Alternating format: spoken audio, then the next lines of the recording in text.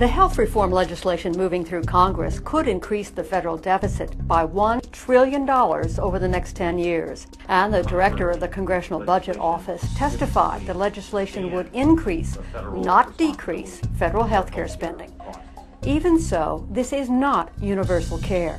The plan would leave 17 million people uninsured. The proposal would require everyone to purchase health insurance, and the government would decide which policies are acceptable and which are not. While the final contents of the massive proposal aren't known, one thing is certain: it would forever change health care in America. For example, one section of the proposal describes a computerized ID card that would tell officials whether a patient is allowed to see their chosen doctor or receive their requested treatment. I think we can all agree that the problem we have with healthcare in this country is cost.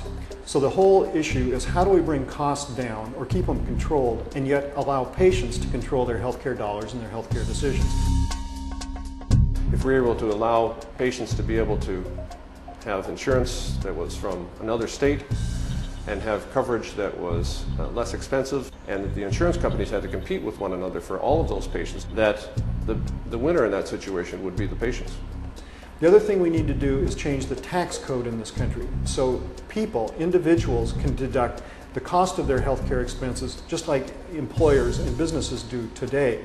I think another solution might be to take those 14 million or so people in the United States who could enroll for government-assisted health care, but have just chosen not to sign up for it. I think the ideal thing would be to encourage them to enroll for these programs when they're readily available. The other thing we need to do, which no one is talking about in Washington, D.C., is reforming Medicare. We need to allow people to opt out of Medicare. We need to means test so those who are very rich don't need to participate in Medicare. We also need to think about tort reform in this country. Maybe as much as 10% of our healthcare costs in this country are due to attorneys' fees, and most importantly, to defensive medicine practiced by physicians. And by defensive medicine, I mean physicians ordering unnecessary tests just to protect against lawsuits. The most important person in this whole healthcare mess is the patient. The patient should be able to control his healthcare dollars and make his healthcare decisions with his providers. And yet we have bureaucrats in Washington, D.C. who are telling us that they are smarter than the individual patient is. That makes absolutely no sense. We need to put the patient back into the healthcare equation. Your health is on the line. Learn more. Get involved. Speak up.